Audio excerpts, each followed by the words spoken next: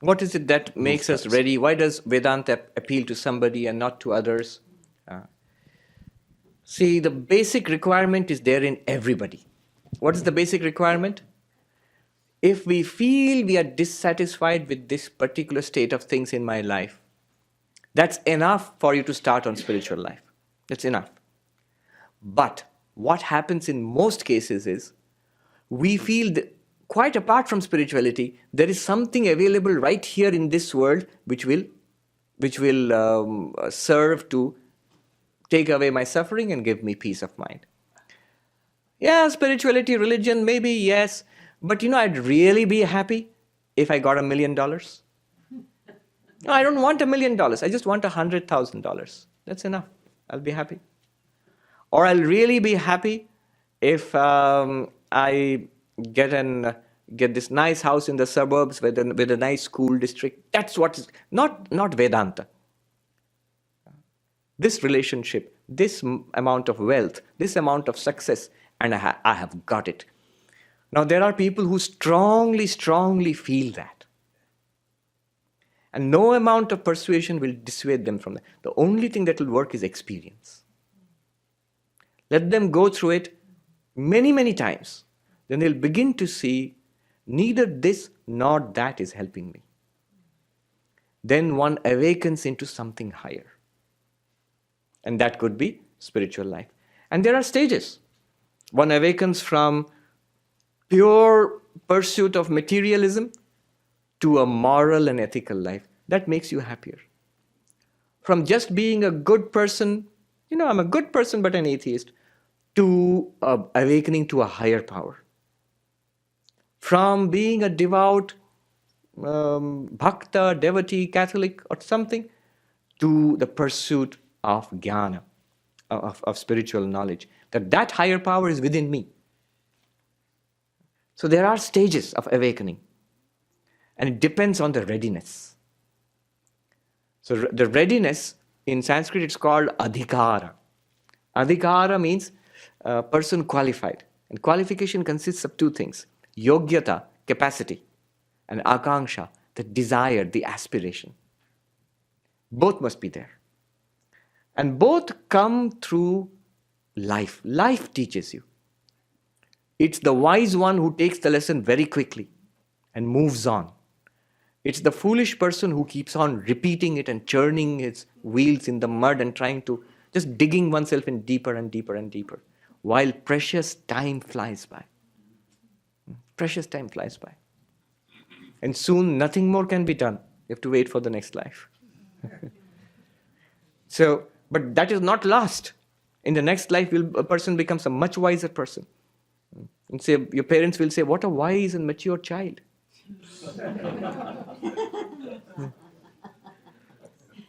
That's one.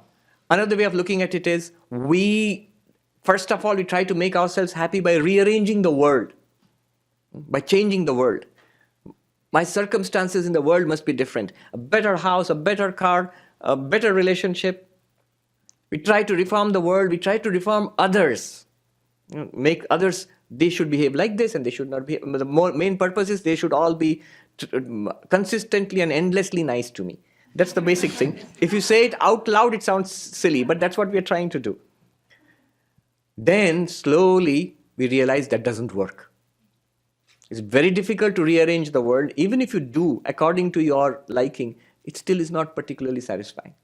By the time the world has fallen into the perspective you want it to be, you have moved on and changed. It's no longer satisfying to you. Then you become mature. You try to rearrange your own life. Okay, I'm going to get up early and I'm going to do yoga and I'm going to eat gluten-free and that will make me happy.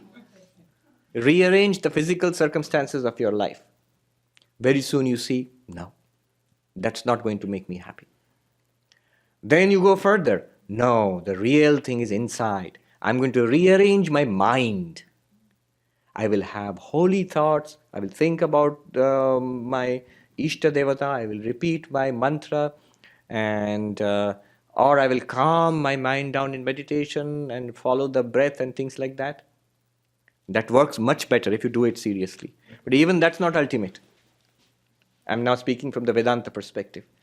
Finally, you come to who is this I who is trying to be materialistically happy or morally happy, ethically happy, or spiritually happy. All of these projects belong to the I. Who or what is that I? When you investigate it, you find the real I, Chidananda Rupaha Shivoham, who does not need any of it, who does not need the wealth and pleasure of the world, who does not need the high moral ethical life.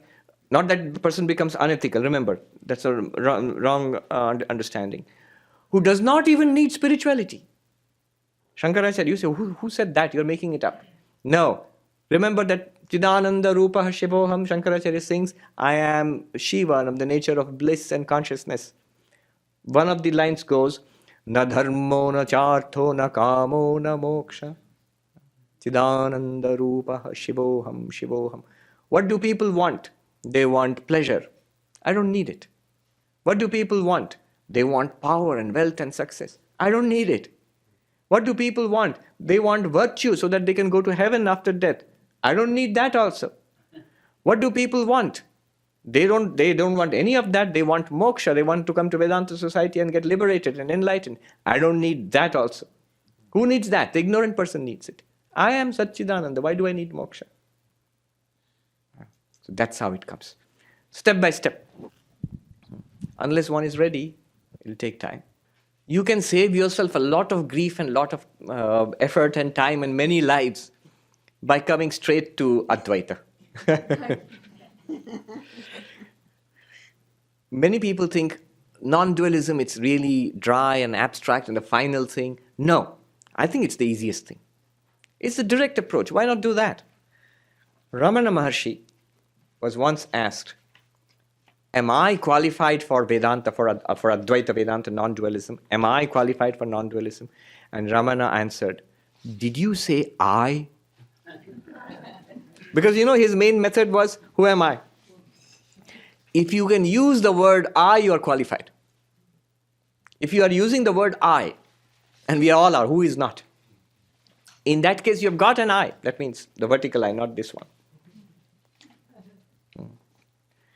I was talking about getting the eyes checked, going to the eye doctor, and then somebody said to me, Swami, you are also an eye doctor in one sense. the vertical eye. Oh God. Yes. Since we have it within ourselves all the time, why take a roundabout route? Why not walk straight to it? Who am I?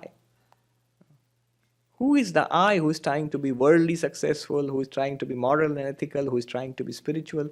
Who is that? What is that I?